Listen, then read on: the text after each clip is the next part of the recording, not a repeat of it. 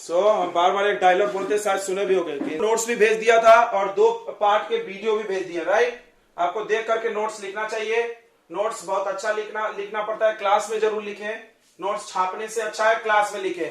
फिर भी कोई आलसी व्यक्ति है जो नोट्स छापना चाहता है, उसके लिए हम लोग पीडीएफ भी भेज देते हैं। बट आप पीडीएफ को 100% भरोसा मत करें कि वो पूरा सही लिखा है, कुछ हो सकता है जरूर गलती मिलेगी, देखना।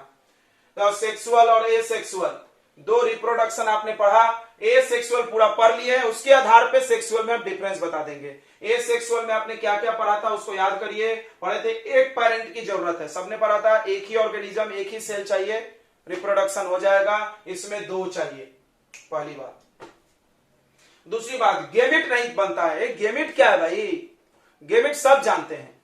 तो स्पर्म जानते होगे, बिल्कुल जानते हो, मेल में से निकलता है। और ओवम जानते होगे, अंडा फीमेल में से निकलता है। मुर्गी अंडा देती है, मुर्गा अंडा तो देता नहीं।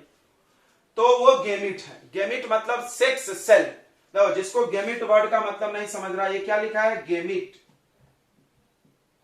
गमिट भी कोई कोई पढ़ता है, तो ये इसको बोलते हैं सेक्स सेल। यानी वैसा सेल जो आपका सेक्स डिटर्मिनेशन करता है, वैसा सेल जो आपको रिप्रोडक्शन में मदद करता है। इसका नाम एक और मिलेगा, इस बुक में लिखा होगा, रिप्रोडक्टिव सेल। रिप्रोडक्टिव सेल, ठीक है। तो गेमिट क्या है? गेमिट भी पढ़ा दे क्या? चलो पढ़ते चलते हैं। गेमिट क्या होता है? The cell required for reproduction, for sexual reproduction, यही डेफिनेशन है, इज कॉल्ड गेमिट। नोट करें जल्दी जल्दी, सब बीच बीच में पढ़ा रहे हैं। क्या बोल रहा है? गेमिट ऐसा सेल जो रिप्रोडक्शन के लिए चाहिए, उसको गेमिट बोलते हैं, ठीक है। गेमिट कहां से निकलता है? तो रिप्रोडक्टिव ऑर्गन, आपके बॉडी में या कोई भी जानवर के बॉडी में एक ऑर्गन होगा, एक अंग होगा जो रिप्रोडक्शन के लिए ही बनाया गया, वहीं से निकलता है। तो गेमिट्स आर प्रोड्यूस्ड, तुम लोग होमवर्क करते रहे, प्रोड्यूस्ड बाय सेक्स ऑर्गन्स, नहीं रिप्रोडक्टिव ऑर्गन, क्या बोल दिया हमने? Reproductive organs. एग्जांपल ले लिया जाए, मेल गेमिट, ह्यूमन में, नॉट एवरीवन, मेल गेमिट या मेल गमिट जो है उसका नाम होता है स्पर्म। सब लोग जानता होगा, ऐसा होता है स्ट्रक्चर, देखे होगे तुम, 3 इडियट मूवी में दिखाया था ना ऐसा, हेड टेल पुच्छी, इसका याद है। और दूसरा होता है फीमेल गेमिट। गेमिट के 2 टाइप बोल सकते तुम इसको। फीमेल गेमिट, तो फीमेल गेमिट होता है ओवम। फीमेल गेमिट क्या होता है? ओवम। अंडा खाए हो?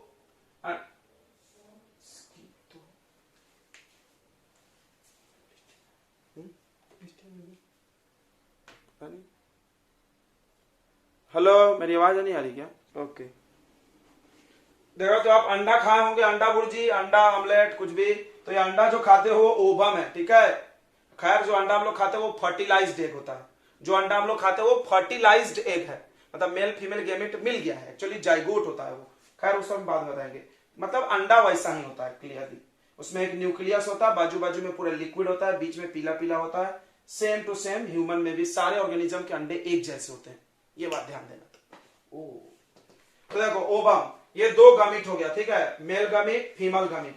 गमिट क्या है? एक ऐसा सेल जो रिप्रोडक्शन कराने के लिए बना है। हम तुमको बताए थे ना कि मल्टी सेलुलर में हर काम को करने के लिए एक स्पेशलाइज्ड सेल होता है, और ऐसा सेल चाहिए जिसके अंदर पूरे बॉडी को बनाने के कैरेक्टरिस्टिक्स मौजूद होना चाहिए, दैट इज गैमेट।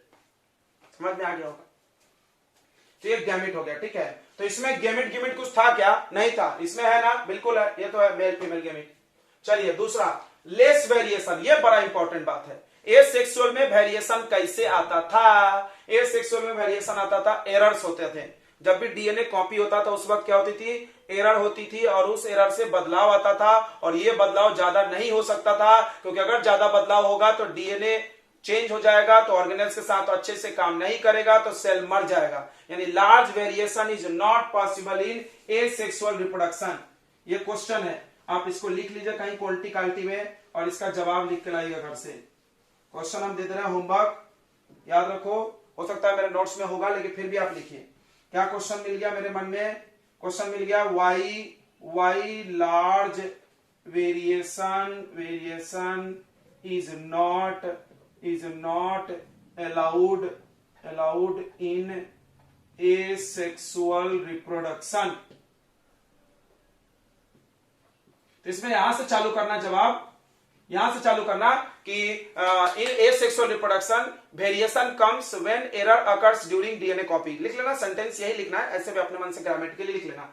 मतलब डीएनए कॉपी होते वक्त जो एरर आती है उससे वेरिएशन होता है। अगर ज्यादा एरर हो जाएगा तो डीएनए जो है, न्यू डीएनए, याद होगा डायलॉग में लिखा है, एनसीईआरटी में पढ़ना, न्यू डीएनए इनहेरिटेड यानी पुराना जो आया है ऑर्गेनेल्स के साथ काम नहीं करेगा, सेल मर जाएगा। सो लार्ज वेरिएशन अलाउ नहीं है। ओके, नोट कर लिए। तो यहां पे कम वेरिएशन पॉसिबल है, यहां ज्यादा है। चलिए, और कोई डिफरेंस आप बता सकते हो सकता है बहुत सारे बच्चों के मन में डिफरेंस होगा, क्योंकि बहुत बड़ा टॉपिक नहीं है, फिर भी हम ऐसे ही चालू कर दिए क्योंकि बहुत सारे क्वेश्चन निकल के आएंगे यहां से। चलिए जल्दी बताइए, कोई बता रहा है कि मतलब वो क्या कोई डिफरेंस है आपके मन में? You have any difference in your mind? Tell me. नहीं, ये टाइप वाइप वाला नहीं है, बहुत डिफरेंस है। क्यों चिल्लर डिफरेंस लिखेंगे हम लोग? ये जबरदस्ती वाला पॉइंट होता है, इसका कोई टाइप नहीं है, इसके 5 टाइप है। हाँ, और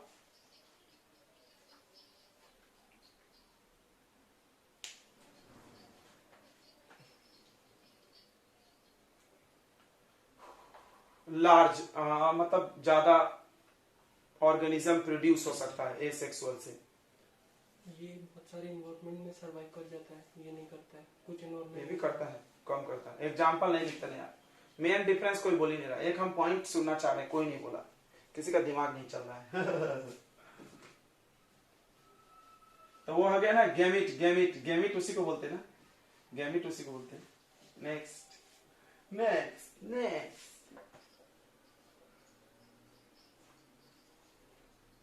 ऐसा किसने बोला पर्टिकुलर टाइम में होगा? मतलब हाँ, कैसे कैसा? एक सेकंड रुको, वो टाइम का क्या लॉजिक दे रहा? टाइम का क्या है?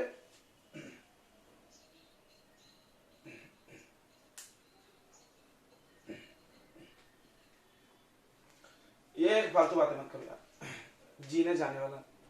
रिप्रोडक्शन फास्ट होता है, थोड़ा धीरे होता है। तो यहाँ लिखा है ना 2 पेरेंट 1 पेरेंट, तो बात वही हुआ ना, 2 डीएनए 2 पेरेंट एक ही बात हुआ। चलिए ये पॉइंट हम लिख सकते हैं, या आप भी लिख सकते हो कि ये फास्ट है, ये स्लो है। ये पॉइंट थोड़ा वैलिड लग रहा है, हम आपको बता रहे हैं, तुमने अभी तक नहीं बोला, हम बताते हैं।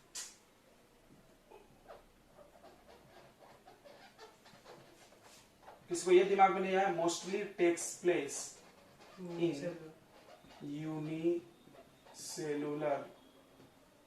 और सिंपल मल्टीसेलुलर, बराबर है कि नहीं? कोई ये नहीं बोला। वैलिड पॉइंट होते हुए तो इनवैलिड पे जा रहे हैं। ज्यादातर ये लोग यूनिसेलुलर और सिंपल मल्टीसेलुलर में होता है, और ये किस में होता है? Complex multicellular.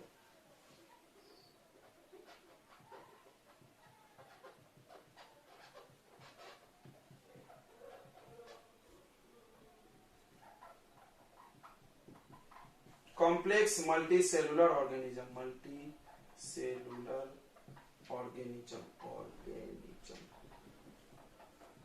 बराबर। ये फास्ट है, ये स्लो है। Can produce large number of spring भी बोलते हैं, या ऑफ स्प्रिंग जानते हो क्या? एक वर्ड है ऑफ स्प्रिंग। क्या होता है ऑफ स्प्रिंग? यानी आने वाली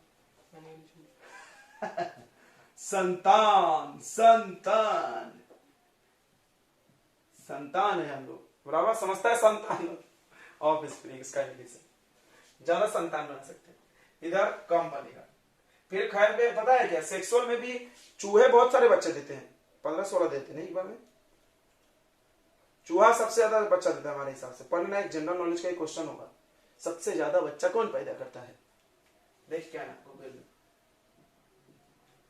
इसमें भी ज्यादा बनता है, लेकिन इससे ज्यादा तो नहीं बनेगा, ये मिलियंस में चला जाएगा, ये मिलियन में तो कभी जा ही नहीं सकता है। Can produce laser number of, इसके तुलना में can produce laser number of offspring. Offspring word यानी संतान। इसके लिए एक और वर्ड है प्रोजेनी। प्रोजेनी प्रोजेनी प्रोजेनी मतलब वही होता है संतान, ठीक है। ऑफस्प्रिंग संतान। चाइल्ड वाइल्ड मत लिख देना यार चाइल्ड मतलब मेरे से पैदा हुआ बच्चा नहीं, कोई भी बच्चा। तो मोहल्ले में कोई बच्चा खेल रहा है तो चाइल्ड बोल सकते हैं, लेकिन मेरे से पैदा हुआ है, ये ध्यान रखना। चाइल्ड मतलब कोई तो बच्चे को इंग्लिश का मतलब चाइल्ड लिख देगा। चाइल्ड अगर तुम लिख रहे हो गलत, और तुमको कुछ नहीं समझे तो ऑर्गेनिज्म लिखो यार। Organism is the best word use in biology.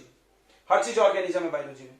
अगर कुछ नहीं समझा तो, और समझा तो ये सब वर्ड लिखिए अच्छे अच्छे। ऑफस्प्रिंग नहीं तो हमने देखा है बच्चा होता चाइल्ड बोलते चलो ये, और कोई डिफरेंस है आपके दिमाग में? और कोई डिफरेंस है क्या? मेरे दिमाग में तो बहुत सारे हैं। हम तो 20 लिख देंगे, तुम 5 पे रुक गए, हम 20 लिखने की क्षमता रखते। देखो चालू हो जाए, बोलो। तुम एक वर्ड सुने फर्टिलाइजेशन? हाँ सुने होंगे बचपन में। चलो तो अपन वर्ड सुने तो इसको पहले डिफाइन भी करते जाएंगे। फर्टिलाइजेशन, आप इसको साइड में लिखना, आप भी डिफरेंस में ही मत लिख देना बेवकूफ लोग। जैसे अभी हमने गेमिट पढ़ा है तो उसको क्वांटे में लिखने का कॉन्सेप्ट में। फर्टिलाइजेशन क्या होता है हम आपको बता दें। देखिए जब रिप्रोडक्शन होता है तो मेल का स्पर्म और फीमेल का ओवम मिलता होगा, मिलता है कि नहीं मिलता है? मिलता है, बचपन में पढ़े होंगे आप। तो ये जो मेल का जो अंडा है, अरे सॉरी मेल का अंडा नहीं है फीमेल का अंडा है और मेल का जो स्पर्म है वो मिलते हैं, फ्यूज करते हैं। मिलने को यहाँ पे फ्यूज बोलते हैं, जुड़ना। चलिए मीट नहीं लिख देना, गूगल मीट नहीं, हाँ मीट मिलना एक अलग काम हो गया।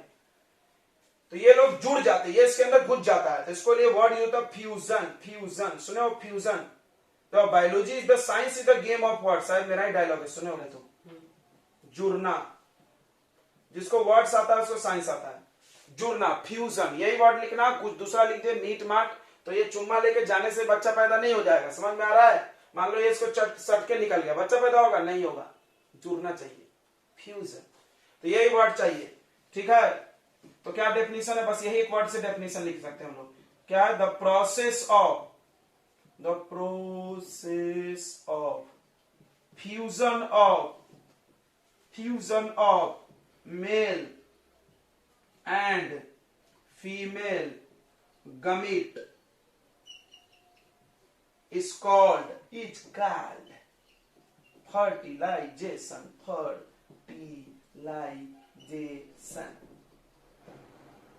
ठीक है। अब बात निकली है तो दूर तक जाएगी, ये भी सुनोगे तुम। बात निकली है तो दूर तक जाएगी। फर्टिलाइजेशन को निपटा डालते हैं हम लोग डिफरेंस में ही चलते चलते। क्या बे, थोड़ा सा हम ऊपर से जगह खाली करें क्या? देखो डिफरेंस अभी खत्म नहीं हुआ है, हाँ पिक्चर अभी बाकी है, ये हम लोग भविष्य में जा रहे हैं। डिफरेंस अभी बाकी है, हाँ भविष्य में जा रहे हैं हम लोग, इसीलिए इधर मिटा रहे हैं थोड़ा सा। तो फर्टिलाइजेशन पे आ जाते हैं हम लोग। फर्टिलाइजेशन के बाद जो संरचना का निर्माण होता है, देखिए हम यहां बता दे रहे हैं थोड़ा सा। ये है मेल गेमिट, अरे यार बार बार मेल बोलते हैं, ओवम, ये फीमेल गेमिट है, और ये है मेल गेमिट स्पर्म। ऐसा रहता है बेचारा स्पर्म। ये जब मिल रहा है, देखो जब ये मिल रहा है, दो दिल मिल रहे हैं, चुपके वाली बात है।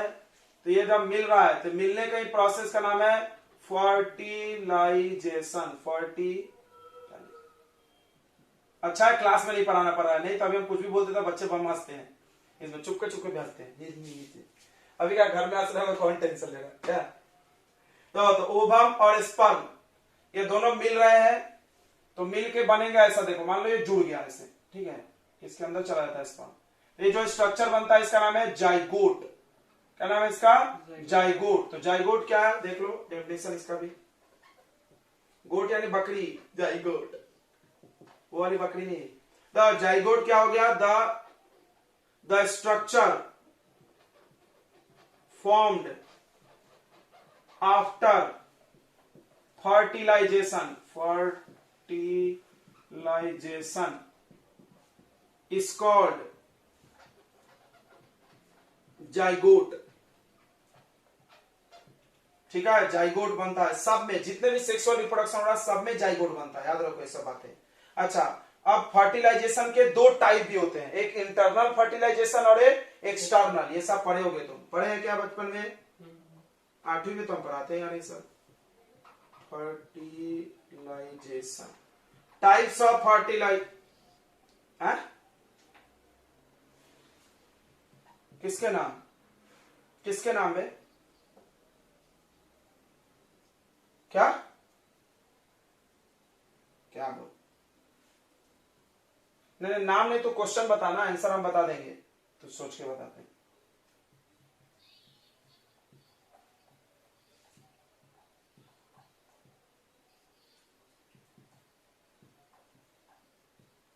ओविपोरस विविपोरस, अरे कौन से दुनिया में है वो, इसका नाम नहीं है। उस उन जीवों को बोलते हैं, इसका नाम नहीं, उन जीवों का नाम है। मेरे से बोलो हम क्या बोलते हैं, तुम बस बोलो, डाउट बोलो, जवाब इधर मिल जाएगा, विकिपीडिया है बराबर। तो ओविपोरस विविपोरस दो ऑर्गेनिज्म होते हैं, जो उनका ऑर्गेनिज्म को बोलते हैं, बराबर है। द इंटरनल फर्टिलाइजेशन और एक्सटर्नल फर्टिलाइजेशन।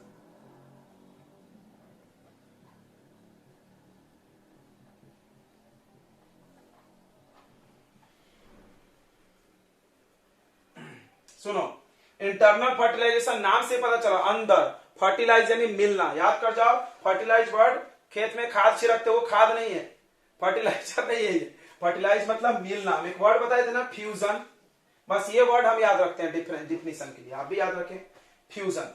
तो इंटरनल फ्यूजन मतलब अगर मेल और फीमेल गैमीट, अगर लिखना है तो लिख सकते हैं आप, अगर मेल और फीमेल गैमीट, यही डेफिनेशन लिख लो। क्या? If mail and female gamete fuse inside the female body, अगर मेल और फीमेल का गैमीट फीमेल बॉडी के अंदर, मेल बॉडी के अंदर नहीं, फीमेल बॉडी के अंदर मिलेगा तो इंटरनल फर्टिलाइजेशन बोलते हैं। इंटरनल फर्टिलाइजेशन मोस्टली ज्यादातर ऑर्गेनिज्म में यही होता है, ह्यूमन में भी होता है, कैट, डॉग, जो भी बच्चा पैदा करता है, जानवर देखोगे डिलीवरी बोलते हैं उसको, बच्चा पैदा कर रहा है, गाय, जितने भी मोस्टली हमने बोल दिया ना। एक्सटर्नल फर्टिलाइजेशन, कुछ ऐसे ऑर्गेनिज्म है जिनमें मेल गैमीट और फीमेल गैमीट फीमेल बॉडी के बाहर मिलता है, ठीक है। तो क्या लिख सकते हो तुम डेफिनेशन, द फर्टिलाइजेशन, देखो जिसका टाइप है पहला वर्ड उसी का लिखते हैं हम, याद होगा ना तुम्हारा मेरा टेक्निक, इतने साल से पढ़ रहे हो तो शायद याद होगा। तो लिखेंगे ऐसा, the fertilisation in which male and female gamete fuse together outside the female body, male and female gamete fuse together outside the female body is called external fertilisation. Example कोई बोल रहा है क्या कि हम बोल दें? फ्रॉग फिश, दोनों एफ है, फ्रॉग और फिश, ठीक है। चलिए, तो ये हो गया दो फर्टिलाइजेशन के टाइप, क्लियर है सबको? इतने बात में कोई डाउट है? फिर से एक बार चर्चा कर ले, what is fertilisation? The process of fusion of male and female gamete is called fertilisation. ये सिर्फ सेक्सुअल रिप्रोडक्शन में होता है। लिखो अगला डिफरेंस। चलिए, तो डिफरेंस का 6 पॉइंट यही होगा। ए सेक्सुअल में लिखो no fertilisation takes place, sexual में लिखो फर्टिलाइजेशन टेक्स प्लेस। लिख लिए। 7वां पॉइंट लिखो, नो जाइगोट इज फॉर्म्ड, इसमें जाइगोट इज फॉर्म्ड। देखो कितने सारे पॉइंट की बरसात कर दिया हमने। नो जाइगोट इज फॉर्म्ड, इसमें लिखना जाइगोट इज फॉर्म्ड। क्लियर है? क्लियर है बच्चों? फर्टिलाइजेशन से 2 पॉइंट निकल के आएगा। देखो अब हम पढ़ाने वाले आपको, ध्यान से सुनेंगे, मेल गेमीट और फीमेल गेमीट में अंतर, मेल गेमीट और फीमेल गेमीट में अंतर। देखियो हम लोग टॉपिक से थोड़ा डाइवर्ट हो गए हैं जरूर, बट आएंगे वापस, मिलेंगे हम फिर मिलेंगे वाली बात है, ठीक है। थोड़ा हम डाइवर्ट हो गए क्योंकि हम रिप्रोडक्शन के अंदर चले गए, बिफोर ये पढ़ाई कि सेक्सुअल क्यों आया था। अभी हम आ रहे हैं, टेंशन नहीं ले, थोड़ा जानकारी हो जाए सेक्सुअल का तो अच्छा रहेगा, मजा आएगा समझने में। तो चलिए, और कुछ मत सोच लेना तुम लोग यार। तो ये मिटा दे, हो गया सबका, नोट कर लिए। तो हम लोग क्या बता रहे थे, मेल और फीमेल गैमीट में डिफरेंस, मेल और फीमेल गैमीट में डिफरेंस कर रहने वाले हम लोग। तो मेल गैमीट मतलब स्पर्म, कोई जरूरी है स्पर्म, लेकिन मोस्टली ह्यूमन की बात ज्यादा होती है इसलिए स्पर्म के बारे में सोचो। मेल गैमीट यानी स्पर्म भी बोल सकते हैं आप इसको, में डिफरेंस हम लोग लिख रहे हैं ओवम के साथ, फीमेल गैमीट। तो हम एक जनरल नॉलेज सिखाते हैं, जनरल नॉलेज का ग्रामर सिखाते हैं। तो OVUM is a singular word. एक अंडा तो ओवम, अंडा भुर्जी ओभा समझा नहीं? ओभा पर प्लूरल वर्ड है। जैसे आपको कहीं ओभा लिखा है, इसका मतलब होता है एग्स, इसे इंग्लिश सिखा रहे हैं। और ओभम है तो एक, ठीक है। तो ओभा से अंडा भुर्जी बनता है, ओभम से। चलो भाई इधर तो फीमेल गैमीट की बात कर रहे थे जी, कहां गया? तो फीमेल गैमीट और मेल गैमीट ध्यान से सुनेंगे, बहुत इंपॉर्टेंट बात है। सबसे पहली चीज, मेल गैमीट चलता है, तुमको तो ये पता ही होगा। देखे होगे तुम 3 इडियट मूवी में ऐसा दिखाते हैं, बहुत सारे स्पर्म ऐसे जा रहे हैं तैरते तैरते। ये सबको पता है कि फीमेल बॉडी के अंदर जाना पड़ता है उसको चलते चलते। तो इट इज मोटाइल, सबसे इंपॉर्टेंट बात, इट इज मोटा भाई नहीं, मोटाइल। मोटाइल यानी मरा हुआ नहीं, बोला मोटाइल यानी मर गया। मोटाइल यानी मूवेबल।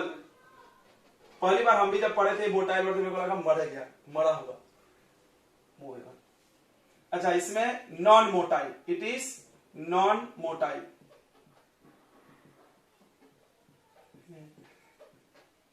Not movable. तो हमने मोटाइल लिखा था, एक बच्चा बोला कि सर मुर्गी तो अंडा देती तो ऐसे ऐसे चलते आता है वो वो तो मूवेबल है। हाँ, वो जाइगोट है, ठीक है।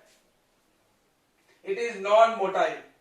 दूसरा पॉइंट, ये स्मॉल इन साइज होता है, छोटा होता है, स्मॉल साइज। स्पर्म तुमको दिखता भी नहीं होगा, दिखता भी नहीं, इतना छोटा होता दिखता नहीं है, लेकिन ये दिखता है। देखो इतना बड़ा ऑस्ट्रिच का अंडा, इतना बड़ा दिख रहा है कि नहीं? तो लार्ज साइज का होता है। सबसे बड़ा सेल अर्थ पे ऑस्ट्रिच है, बराबर है। ऑस्ट्रिच का अंडा लार्जेस्ट सेल है। अंडा एक सेल होता है, याद रखो। तीसरा, किसी को कोई डाउट होगा तो पूछ लेगा, बेचारा शर्म से पूछते नहीं। चैप्टर में पता है बच्चों को डाउट बहुत अलग है, बड़ा शर्माते हैं, कैसे पूछे, लोग क्या सोचेगा, सर क्या सोचेंगे, तो फिर ऐसे लोग तो सोचते रहो। तो छोटा साइज, बड़ा साइज, और एक डिफरेंस था यार, अभी यार भूल गए। नहीं यार, ये बकवास मत करो तुम लोग ना, अच्छा डिफरेंस दिख रहे हैं। मेल रिप्रोडक्ट नहीं, अरे दिखता नहीं, वो हम ऐसे बोलती है, दिखता नहीं, दिख रहा नहीं, दिखते। तो मेल बनाती हो तो नाम ही है, जब मेल गैमीट तो मेल ही बनाएगा ना, मेल गैमीट फीमेल तो बना नहीं सकता है। ये सब नहीं लिखे। अरे यार हम बता लेते कुछ। हाँ, देखो, they do not contains, soon low, they do not contains stored food. मतलब समझना, तो जो स्पर्म होता है उसके पास कोई खाना वाना नहीं रहता है, लेके नहीं चलते लोग। बहुत सिंपल बातें हम तुमको बताएंगे जो तुम लाइफ में शायद नहीं सीख पाओगे, पढ़ के भी नहीं सीख पाओगे। ये सब चीजें क्या होती, समझ के आता है। तो होता है स्पर्म खाना लेके नहीं चलता है, इसलिए तुम एक बहुत लॉजिकफुल बात बताते हैं कि स्पर्म का जो जिंदगी काल होता है 72 घंटे ही होता है। मतलब ये एक सेल है, अगर 72 घंटे तक इसको यूज नहीं किया तो ये डेड हो जाएगा ऑटोमेटिक, क्योंकि खाना लिया नहीं, भूखे बेचारा कितना देर जिंदा रहेगा, मर जाएगा। तो 72 आवर में स्पर्म अपने आप डेड हो जाएगा। लेकिन अंडा तो भुर्जी बनता है, फ्रिज में रख रख एक महीने, अंडा नहीं मरता है। तो अंडा में तुम एटलीस्ट जानते होगे कि लेडीज लोगों को या लड़कियों को पीरियड आता है, तो कितने दिन बाद आता है? 28 दिन। तो 28 दिन तो अंडा जिंदा है ना, 28वें दिन में जाके मरा ना जी, तो 1 महीने जिंदा रहा। सोचो 1 महीने तो भूखे नहीं रहा होगा, यानी इसके अंदर खाना स्टोर रहता है। इवन इसका खाना ही तो तुम खा खा के बड़े हो रहे हो, अंडा का ही खाना खा गए तुम, अंडा भुर्जी खाए ना, वो खाना खा गए तुम। कैसे? देखो, अंडा में जो पीला वाला होता है ना, यॉल्क, वो होता है असली न्यूक्लियस, वही बनता है मुर्गी। जो मुर्गी का बच्चा बनता है ना, चूजा, वो यही बनता है, पीला वाला। फिर ये जो एग व्हाइट होता है, चिक शैम्पू, एग व्हाइट, वो एग व्हाइट क्या है? वो खाना है, प्रोटीन। शायद तुम पढ़े होगे या पिक्चर में देखते होगे, लोग बताते रहते हैं कि अंडा का अंदर का मत खाओ, पीला वाला फैट है, ऐसा बोलते ना, व्हाइट वाला खाओ। तो देखो, ये जो प्रोटीन होता है, जो व्हाइट कलर का लिक्विड होता है ना, प्रोटीन है, वो वही खाना है। प्रोटीन ही तो फूड है हमारे बॉडी का। तो वो इतना खाना रहता है कि 1 महीने, मतलब फीमेल की बात करें, कोई में ज्यादा भी होता होगा, 1 महीने वो जिंदा रह सकता है वो खाना खा के। तो जब चूजा अंदर रहता है, 15-20 दिन तो लगते हैं ना उसको फूट के बाहर आने में। कितने दिन लगते हैं हैचिंग में? शायद 1-2 हफ्ते, कितना तो भी पढ़े होगे तुम बचपन में, हम भी पढ़े, मेरे को भी सुना। तो उतने दिन तक वो अंदर क्या खा रहा है बताओ? खाना तो बाहर से डालते नहीं, मुर्गी की डालती है, नहीं डालते, जब तक वो फूटेगा नहीं अंडा तो डाल नहीं सकते। तो खाया कहां से? ये स्टोर्ड फूड खाते हैं। ओ, तो इसका लाइफ ज्यादा है, इसी वजह से याद रखना। ये जो है इनका लाइफ ज्यादा रहता है, ये 15 दिन 20 दिन 1 महीने अलग अलग जीवों में अलग अलग होता होगा, जिंदा रहते हैं। ये नहीं, ये 72 घंटे, इसके बाद ये मर जाएगा, उसके पास खाना ही नहीं होता। They do not contain stored food, इसमें लिखो दे हैव स्टोर्ड फूड।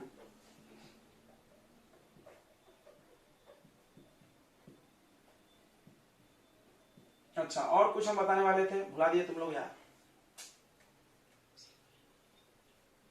अरे ये फिक्स नहीं, ये लिखोगे तो फंस जाओगे। देखो किसी भी नंबर्स को कभी मत लिखो बायोलॉजी में, मतलब साइंस में ही नंबर लिखो तब जब 100% श्योर हो। देखो ये 72 घंटे तो स्पर्म का है ना, फिर ये difference male gamete female gamete में नहीं रहेगा, स्पर्म और ओवम में हो जाएगा। अभी क्या है ये डिफरेंस किसी में, कोई बोले गाय के मेल और फीमेल गेमिट में अंतर बताओ, यही छाप दो। कुत्ता के मेल फीमेल यही छाप दो, सब में चलेगा। लेकिन अगर तुम ये पॉइंट लिख दे तो फंस गए, ये सिर्फ ह्यूमन में आ जाएंगे फिर हम लोग, उनका तो हम लोग जानते नहीं ना, इसलिए इस वर्ड को मत लिखो। हाँ ज्यादा कम जरूर लिख सकते हो तुम, ज्यादा कम लिख सकते हो, इसका लाइफ कुछ बड़ा है, इसका ज्यादा है कम है। और कुछ अच्छा पॉइंट है यार भूल गए, सेफ नहीं भाई, सेफ सेल का इसका भी फिक्स नहीं है भाई। हाँ very good very good very good, बहुत अच्छा, यही हम सोचे थे। It is produced in large number, ये बढ़िया बात है। तो इट इज प्रोड्यूस्ड, कहां से बताया रे, पढ़ के बताया कॉपी से, फिर अच्छा लार्ज नंबर में। तुम देखोगे 3 में वो ऐसा ढेर सारे स्पर्म जा रहे हैं, एक टकराता है जाकर, उसमें से एक ही फ्यूज होता है। लार्ज नंबर में निकलने के पीछे लॉजिक हम तुमको बता। देखो स्पर्म क्या होता है कि चल के जाना, बड़ा लंबा सफर तय करना रहता है स्पर्म को, ऐसा है कि हल्के मत लो। अभी हम तुमको बताएंगे, दिखेगा बहुत कष्टकारी जिंदगी है स्पर्म का। तो अभी मेल बॉडी से टेस्टिस से निकलता है, फिर फीमेल बॉडी में भी बड़ा लंबा दूर फेलोपियन ट्यूब में जाना पड़ता है उसको। उतने दूर तक जाते हैं तो कुछ लोग तो रास्ते में थक हार कर निपट जाएंगे, नहीं या पहुंच नहीं पाए, रुकावट हो गई। इसलिए इतना सारा रिलीज होते हैं कि अगर 10 20 50 हजार मर भी जाए तो भी एक ना एक पहुंच सकता है वहां तक, मतलब लार्ज नंबर निकलता है। बड़ा लॉजिकफुल बात है। इसमें लार्ज नंबर में एक अंडा बनता है, 2-3 भी बन जाते हैं, नहीं 2-3 बनता है किसी में अंडा नहीं, कोई जानवर 2 अंडा एक साथ नहीं देता है। सर 2 कौन एक साथ 3-4 देता बे, कौन एक साथ 3-4 अंडा देता? वो बाद में, अभी ट्विंस में मत जाओ। देखो हमने इतने साल से पढ़ा है, बच्चा सबसे पहले यही सवाल वाला आता है, 2 बच्चा कैसे पैदा होता है भाई? वेट, हम खुद ही जवाब दे देंगे, अभी वहां आएंगे। तो उसमें 2 अंडा नहीं बनता, एक ही अंडा बनता है, ट्विंस पैदा हो जाते हैं। वो छोड़ दो, या एक्सेप्शन केस है ना। वो कोई सांप गिर 4-5 अंडे देते हैं नहीं, तो 4-5 अंडे एक साथ देते हैं, एक साथ नहीं देते हैं, 2-4 दिन में देते, पता नहीं हमने देखा नहीं है। अच्छा तो ठीक है ना, it is produced in large number, फिर भी एक कम संख्या में बनेगा, इतना तो नहीं बनेगा। It is produced in lesser number, कम संख्या में बनेंगे, ठीक है। ओके बढ़िया, चलिए चलिए, ये इंपॉर्टेंट डिफिनेशन फिफिनेशन सब हमने निपटा डाला। अब हम लोग आते हैं सेक्स, क्या बोल रहे,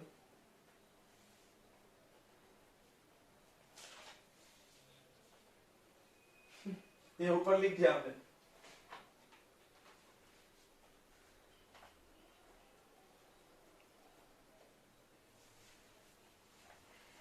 नहीं नहीं कोई जरूरी नहीं है। हमने नहीं तुम समझे नहीं, हमने मुर्गा की बात की है। इंसान में जो अंडा निकलता है वो तो फर्टिलाइज होगा तो निकलेगा ही नहीं। अगर कोई औरत है उसका एग फर्टिलाइज होगा तो बच्चा पेट में ही रहता है, निकलता थोड़ी है, नहीं निकलता है। ये जो निकलने, हम क्या बोले, मुर्गा क्या होता है, तुम पढ़े हो ना, ओविपोरस विविपोरस, कुछ जीव ऐसे होते हैं जो अंडा के रूप में बच्चा देते हैं, अंडा देते हैं, फिर उसको हैचिंग करते हैं, फिर बच्चा बनता है। तो अगर वो सिर्फ फीमेल गेमेट निकल गया, थोड़ा सोचो। हम पता है, हम एक बार जब हम बहुत बार हम कंफ्यूज होते थे, तो हमारा दोस्त था वो सब पढ़ा बताया था, तो हमने ऐसा सोचा था, हमको भी ऐसा लगता था कि मुर्गी अंडा देती है। जैसे मेल फीमेल में, हम लोग में क्या होता है, ह्यूमन में मेल फीमेल सेक्स करते हैं, फिर बच्चा पैदा होता है, तो समझ में आ रहा है कि मेल गेमिट फीमेल गेमिट मिला है। लेकिन हमने मुर्गा मुर्गी को एक साथ तो चिपकते कभी देखा नहीं था आज तक। तो हमको क्या लगता था कि सिर्फ मुर्गी अंडा देती है और मुर्गा उस पर बैठता है तो रिप्रोडक्शन हो जाता होगा, ऐसा हम सोचते थे।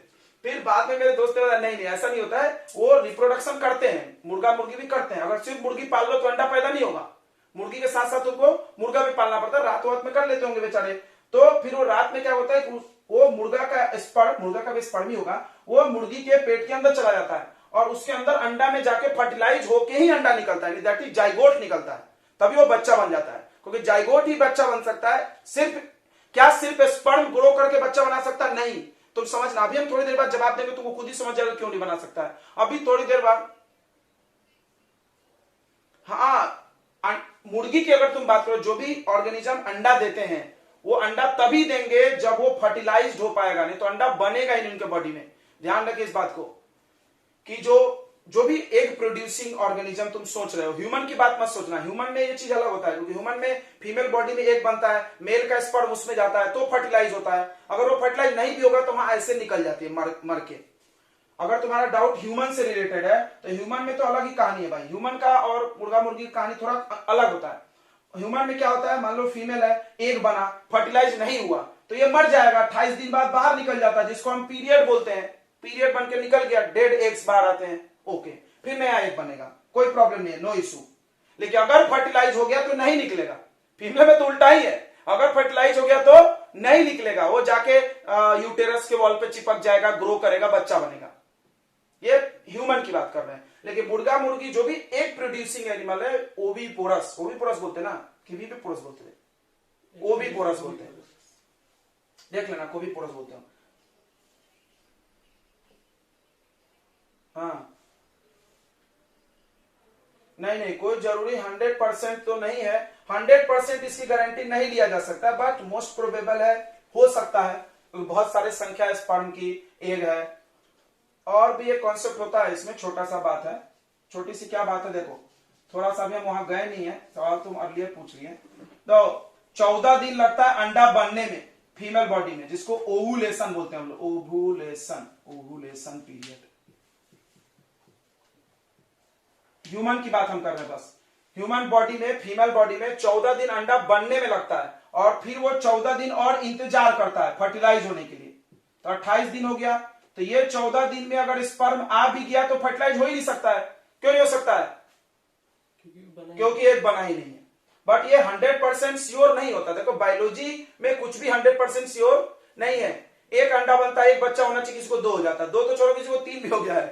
तो इसलिए बायोलॉजी में कोई गारंटी नहीं लेता, रिस्कफुल काम है। लेकिन फिर भी ये जो एक फैक्ट होता है, जो मोस्टली लोगों में देखा जाता है, वो आपको पढ़ाया जाता है। जैसे आपको पढ़ाया जाता है कि पीरियड 28 दिन में आता है, लेकिन हम तुमको बोलते हैं 80% ऐसे लड़कियां मिल जाएंगी और जिसका पीरियड 28 दिन में आता नहीं, 29 दिन, 30, 32, 35, को 25 दिन में आ जाता है। तो वो गारंटी को नहीं ले सकता है भाई, बायोलॉजी है ये। बायोलॉजी में मतलब कुछ श्योर शॉट नहीं रहता, कुछ सिस्टम गड़बड़ हो गया, खाने की कमी, एंजाइम, हार्मोन, ढेर सारा सिस्टम है अपने बॉडी में, कुछ भी कम ज्यादा हो गया तो पूरा सिस्टम बिगड़ जाता है।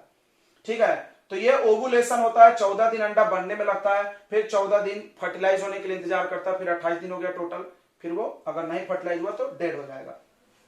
ये कहानी है, ठीक है।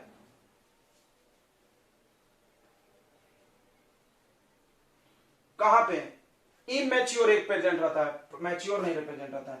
थोड़ा सोचो, इतने सारे एग छोटे से लड़की के पेट में, बाप रे, तो मर ही जाएंगे यार, पेट में खाना रखने का जगह नहीं बचेगा फिर।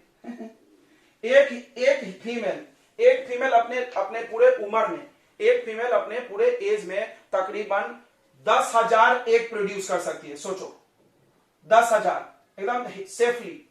इतने सारे अंडे पहले से, थोड़ा सोचो अगर अंडा हितू सा भी होगा तो 10,000 कितने हो गए, इतने सारे रखेंगे कहां। इमैच्योर एग्स रहते हैं, ठीक है। इमैच्योर मतलब वो बोलते हैं ना, अभी हम आएंगे, खैर तो लोग बहुत आगे आगे पूछ रहे हैं सवाल। वो क्या होता है कि जब लड़कियों में वो आता है सेकेंडरी सेक्सुअल कैरेक्टर, प्यूबर्टी। तो सब सवाल तुम लोग पहले पूछे जा रहे हो, प्यूबर्टी। तो जब प्यूबर्टी आना चालू होता है तो वो हार्मोन्स निकलते हैं बॉडी में, मेल में निकलता है टेस्टोस्टेरोन और फीमेल में निकलता है एस्ट्रोजन और प्रोजेस्टेरोन। वो हार्मोन्स ही सारा काम करता है। मतलब अगर तुम देखो, मतलब कोई बच्ची छोटी है, 3-4 साल की है, तो क्या उसमें एग होगा? नहीं होगा। क्यों नहीं होगा? क्योंकि वो प्यूबर्टी में नहीं है। जब वो प्यूबर्टी में आएगी तो हार्मोन्स निकलेंगे, तो उसमें छोटे छोटे इमैच्योर एग्स ग्रो होते हैं। बट ऐसा कुछ नहीं है कि जितना अंडा इमैच्योर है उतना ही वो बड़ा होगा, और बनते रहता है, हार्मोन्स बनते रहता है ना। हार्मोन बंद तो नहीं हो जाता है। हार्मोन क्या होता है, प्यूबर्टी एज से लेकर मेनोपॉज तक होता है ना, मेनार्क टू मेनोपॉज। सुने ये सब वर्ड्स तुम लोग? सुने नहीं हो पर सवाल पूछ जा रहे हो। मेनार्क टू मेनोपॉज, मेनार्क मतलब जब ये स्टार्ट हुआ, और मेनोपॉज मतलब जब ये बंद हुआ, तब तक अंडा धीरे धीरे बनते भी रहता है, ग्रो भी हो रहा है, निकल भी रहा है, ऐसा कहानी चलते रहता है। ठीक है, ऐसा तुम नहीं बोल सकते पहले से बना हुआ है वही बना हुआ होकर निकलता है, ऐसा नहीं। चल कि सेक्सुअल रिप्रोडक्शन की जरूरत क्या थी। सबसे पहली चीज है नीड। क्या होता है सेक्सुअल, सबको पता है।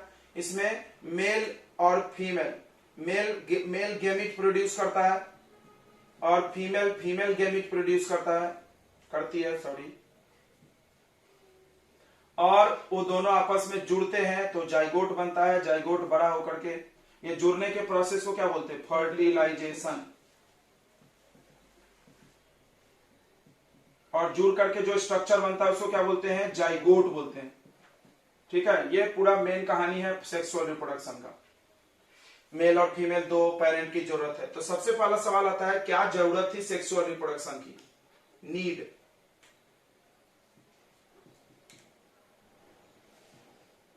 Need of sexual reproduction. अगर ए सेक्सुअल रिप्रोडक्शन था तो सेक्सुअल की क्या जरूरत थी, तो ध्यान से समझेंगे। ए सेक्सुअल रिप्रोडक्शन में एक लिमिटेशन है, ए सेक्सुअल रिप्रोडक्शन में एक लिमिटेशन है कि उसमें ज्यादा वेरिएशन अलाउ नहीं है। अगर हम ज्यादा वेरिएशन करना चाहेंगे तो सेल ही मर जाता था। बट शायद तुम भूल रहे हो कि वेरिएशन से ही इवोल्यूशन होता है।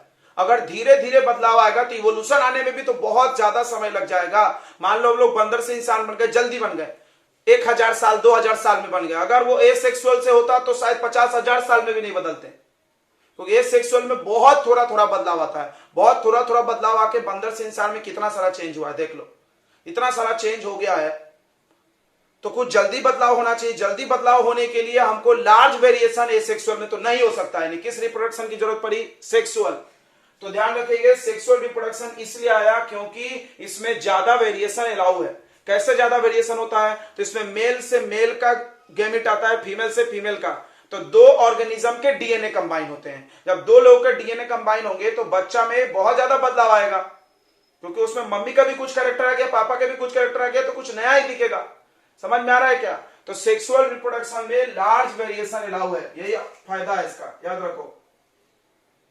तो ये ध्यान रखेंगे, large variation is possible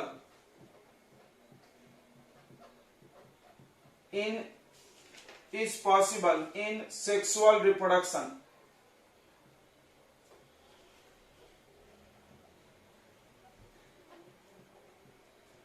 by combining DNA of two organisms। ठीक है, ज्यादा वेरिएशन अलाउ है सेक्सुअल रिप्रोडक्शन में, दो लोगों के डीएनए को कंबाइन करके। दूसरी बात है, दूसरा फायदा क्या है, लार्ज वेरिएशन गिव्स ऑर्गेनिज्म, ये तुमको पता ही है सब बात। ये ज्यादा वेरिएशन आएगा तो ऑर्गेनिज्म को सर्वाइवल एडवांटेज मिलेगा, सर्वाइवल एडवांटेज। जितना ज्यादा बदलाव उतना मदद रहेगा जीने में। अगर एनवायरमेंट बदल गया तो भी तुम बच जाओगे। And gives fast evolution. Evolution का जो स्पीड होगा वो बढ़ जाएगा। ठीक है, इवोल्यूशन का जो स्पीड होगा वो बढ़ जाएगा। ठीक है, तो लार्ज वेरिएशन ए सेक्सुअल में पॉसिबल नहीं होता था। इस लार्ज वेरिएशन के लिए ही सेक्सुअल रिप्रोडक्शन का जन्म हुआ। सबको समझ में आ गया। यही सवाल हम आपसे पूछ रहे थे कि ए सेक्सुअल रिप्रोडक्शन था तो सेक्सुअल की क्या जरूरत थी। तो बच्चे कुछ भी अलूल जरूर बोल रहे थे, बच्चे कुछ भी जवाब दे रहे थे कि ये है, कॉम्प्लेक्स है, ये है, वो है, वो सब बात अलग है। सेक्सुअल रिप्रोडक्शन इसलिए इवॉल्व हुआ क्योंकि इसमें ज्यादा वेरिएशन अलाउ है। इससे ऑर्गेनिज्म को ज्यादा फायदा है। ये ऑर्गेनिज्म को बचा सकता है, प्रोटेक्ट करता है। ठीक है, वेरिएशन प्रोटेक्ट करता है ऑर्गेनिज्म को। तो प्रोटेक्ट करने के लिए, सर्वाइवल एडवांटेज के लिए क्या चाहिए, ज्यादा वेरिएशन चाहिए। ज्यादा वेरिएशन कैसे होगा, सेक्सुअल रिप्रोडक्शन होगा, ये सेक्सुअल में नहीं हो सकता है। ठीक है, समझ में आ गया सबको, आ गया कि नहीं आया बताओ। अब अगला सवाल आता है, नेक्स्ट क्वेश्चन क्या है, नेक्स्ट क्वेश्चन है how DNA get balance in sexual reproduction, यानी सेक्सुअल रिप्रोडक्शन में डीएनए कैसे बैलेंस होता है। एक अक्सर एक सवाल पूछ के बच्चों को कंफ्यूज किया जाता है। क्या सवाल होता है, ध्यान से सुनेंगे, कि मेल और फीमेल मिलाया जाता है, मेल और फीमेल मिलते हैं, सभी के डीएनए 23 होते हैं, सबको पता है, सबके हमारे बॉडी के हर सेल के अंदर 23 पेयर ऑफ क्रोमोसोम है, यानी डीएनए जो भी। तो जब बच्चा बनेगा तो 23 + 23 46 हो जाना चाहिए। फिर उसका बच्चा बनेगा तो 46 का डबल, ऐसे डबल डबल होते रहेगा। अगर डबल डबल होते रहा डीएनए तो ऐसा बड़ा अच्छा सा फनी एक जोक लिखा एनसीईआरटी में पढ़ना, बोला है कि अगर ऐसे ही डबल होते रहेगा तो बहुत जल्दी ही हमारे शरीर के अंदर सिर्फ डीएनए होगा और कुछ होगा ही नहीं, क्योंकि 46 फिर 92 ऐसे बढ़ते जाएगा ना, सेल के अंदर कुछ जगह ही नहीं बचेगा, सिर्फ डीएनए डीएनए लटक रहा है हर जगह, कुछ बचेगा नहीं। बट तो डबल तो होता नहीं है, तो भाई बैलेंस कैसे होता है, ये 23 23 46 क्यों नहीं हुआ, गया कहां? तो बहुत सिंपल से इसका जवाब है बच्चों, बहुत सिंपल सा। देखिए, दो प्रकार का सेल डिवीजन होता है, दो प्रकार का सेल डिवीजन होता है, ध्यान से सुनेंगे बच्चों, हम ऊपर इसका जवाब दे रहे हैं। दो प्रकार का सेल डिवीजन होता है। There are 2 types of cell division, there are 2 types of cell division.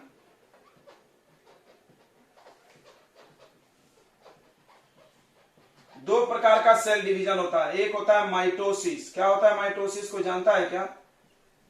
और एक होता है मियोसिस।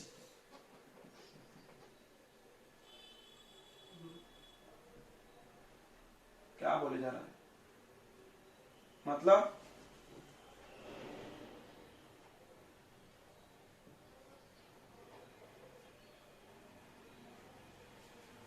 अच्छा मियोसिस 4-5 कॉपी में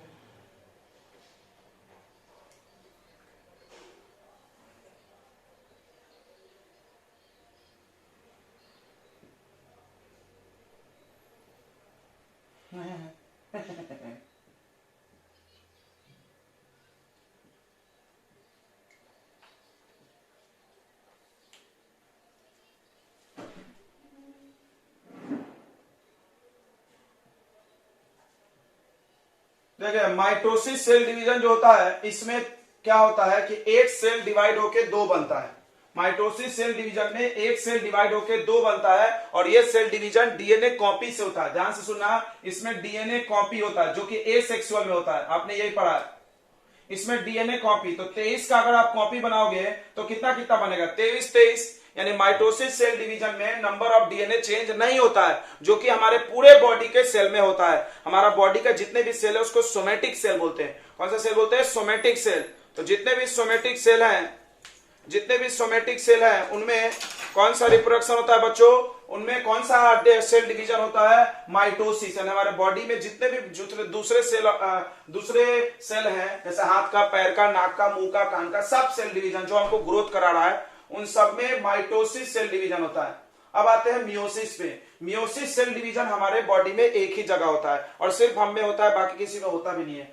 तो यह सेल डिवीजन होता है गेमीट में, ये सेल डिवीजन होता है बच्चों गेमीट में, याद रखना, बहुत इंपॉर्टेंट बात है। मियोसिस सेल डिवीजन गेमीट में होता है, और इसमें क्या होता है, डीएनए हाफ हो जाता है, 1 से 4 बनता है, यहाँ 1 से 2 बनता है, यहाँ 1 से 4 बनता है। ये देखो, एक पेरेंट सेल 4 टूटता है। पहले देखो, पहले ये 23 23 होता है, 23 23 रहेगा, फिर 23 का आधा आधा आधा, यानी इसमें नंबर ऑफ डीएनए जो होता है, DNA is half of the parent. बस यही जवाब है इस सवाल का। जो ये कॉन्सेप्ट जानता है वो इस सवाल का जवाब दे सकता था। पेरेंट के तुलना में डीएनए इनमें आधा होता है, और ये गेमिट है। देख लो भगवान ने कितना आइडिया फुल कॉन्सेप्ट बनाया है। भगवान ने अधूरा छोड़ दिया, बोलते ना कि एक औरत के बिना एक मर्द अधूरा, एक मर्द के बिना औरत अधूरा। सही बात है। देखो कैसे, थोड़ा समझते इसको। जैसे हमारे बॉडी के हर सेल में, हमारे बॉडी के हर सेल में 23 पेयर मतलब 46 डीएनए है या क्रोमोसोम है। ध्यान से समझना इस बात को। हमारे बॉडी के हर सेल में 46 क्रोमोसोम है, बट ये सेल हमारा रिप्रोडक्शन कराने में एबल नहीं है। बताया था हमने, हमारे बॉडी में हम हाथ के पैर के सेल से रिप्रोडक्शन क्यों नहीं करा सकते? क्योंकि उनके अंदर वो डीएनए नहीं होगा ताकि वो पूरा का पूरा बॉडी बना सके। ये चीज हम चर्चा कर चुके हैं, राइट। हमको एक ऐसा सेल चाहिए जिसके अंदर हर पार्ट को बनाने की गुण होना चाहिए, एक स्पेशलाइज सेल। तो ये तो नहीं करा सकता रिप्रोडक्शन। अब आते हैं गेमिट में। रिप्रोडक्शन गेमिट ही कराएगा। गेमिट में लेकिन भगवान ने गेम खेल दिया। गेम क्या खेल दिया भाई, उसमें 23 ही क्रोमोसोम डाला उन्होंने, उसमें 23 ही क्रोमोसोम बना है। कैसे बना है, तो हमारे बॉडी में जो गेमिट होता है उसमें एक खास प्रकार का सेल डिवीजन होता है जिसका नाम है मियोसिस, और मियोसिस सेल डिवीजन में number of chromosome is half of the parent. इसी बात को लिख लो तो ये जवाब हो गया। मियोसिस सेल डिवीजन में क्रोमोसोम की संख्या पेरेंट का आधा होता है। पेरेंट का आधा मतलब हमारे सेल के अंदर 23 ही है, यहां 46 था, देखो 23 पेयर लिखे हैं मतलब 46 लिख लो सबको। इसमें क्या होता है 46 है तो 46 जाएगा कॉपी, और इसमें क्या होता है हाफ हो जाता है 46 का आधा। देखो एक्चुअली तुम पढ़े होगे क्रोमोसोम पेयर में होता है, पढ़े हो कि नहीं पढ़े हो, क्रोमोसोम पेयर में होता है, तो ये पेयर ऐसे टूट जाता है और एक उसमें चला गया एक इसमें, समझ गया होगा, इसमें समझ में आ रहा है, तो आधा आधा हो जाता है, इसमें आधा आधा हो जाता है बच्चों, 23 हो जाता है। अब देखो, अब बताओ ये हमारे बॉडी के सेल को बनाने के लिए कितने क्रोमोसोम चाहिए 46, और तुम्हारे गेमिट में कितना है 23, यानी बाकी 23 तो चाहिए कहीं और से। समझ में आया कि नहीं आया? अब 23 तुमको कहीं से और लाना ही पड़ेगा, दैट इज मेल फीमेल की जरूरत पड़ेगी। समझ में आ गया होगा सबको? आ गया कि नहीं आ गया? तो डीएनए बैलेंस कैसे होता है, तो ध्यान से सुनेंगे, ध्यान से सुन लेंगे, क्या बोलेंगे हम लोग, in gamete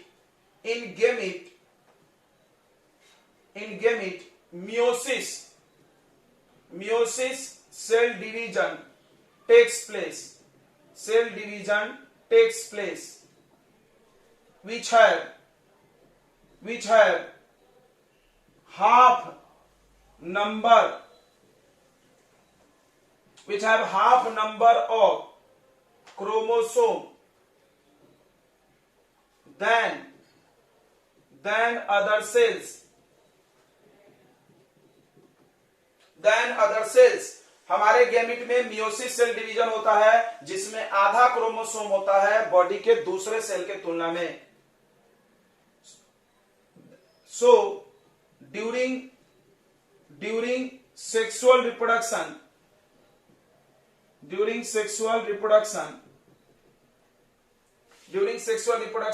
mail and female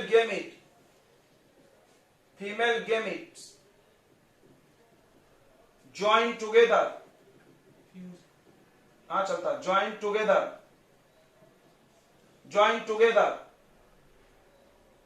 and complete and balance the number of DNA and balance the number of chromosome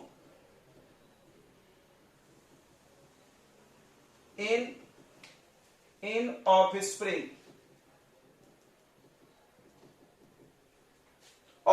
में क्रोमोसोम को बैलेंस करते हैं। इन sexual reproduction half the chromosome of male and half the chromosome of female, ऐसे लिखना चाहिए, नहीं थोड़ा सा चेंज कर लेते, रुक जाओ। सो ड्यूरिंग सेक्सुअल रिप्रोडक्शन ऊपर का मिटा दें। ड्यूरिंग द सेक्सुअल रिप्रोडक्शन में क्या होता है, हाफ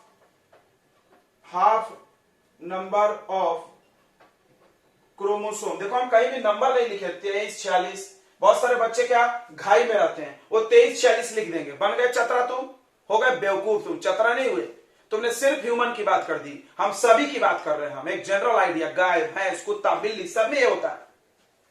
तुम जब तक नंबर नहीं लिखोगे तब तक तुम फंसोगे नहीं। कल भी हम एक लड़के को इस चीज के लिए डांटे थे कि नंबर मत लिखो, नंबर लिखने से बचो। देखो तुम एनसीईआरटी पढ़ते हो तो थोड़ा दिमाग रख लो, एनसीईआरटी में कहीं नंबर नहीं लिखा उन्होंने, तुम ध्यान देना इस बात को।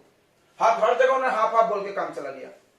इन gamete meiosis cell division takes place which have half number of chromosome than other cells, so during sexual reproduction half number of chromosome of male gamete and another half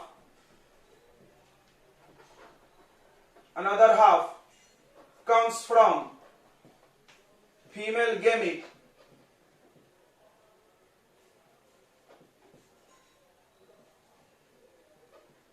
hence the number of DNA get balanced during या get balanced in offspring।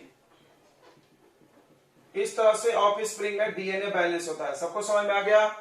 तो हमारे सवाल का जवाब भी आ गया होगा, तुमको पूरा आइडिया भी क्लियर हो गया होगा। यानी एक बात तो पक्का हो गया कि मेल चाह करके भी अकेले बच्चा पैदा नहीं कर सकता, क्योंकि उसके जो गेमिट है उसमें क्रोमोसोम आधा है, 23 है, और बाकी 23 को और चाहिए। तो अब एक बच्चा पूछने लगा मेरे से, सर मेल मेल कर सकता है क्या? क्योंकि 23 तो है। ये सवाल आ गया होगा कुछ बच्चों के मन में, क्योंकि हम हर साल पढ़ाते हैं तो ऐसे सवाल हम मिलते रहते हैं, फेस करते रहते हैं। ठीक है, तो मेल मेल हो सकता है क्या, या फीमेल फीमेल हो सकता है क्या? आपको तो 23 से मतलब है, 23 40 चाहिए, क्यों नहीं हो सकता?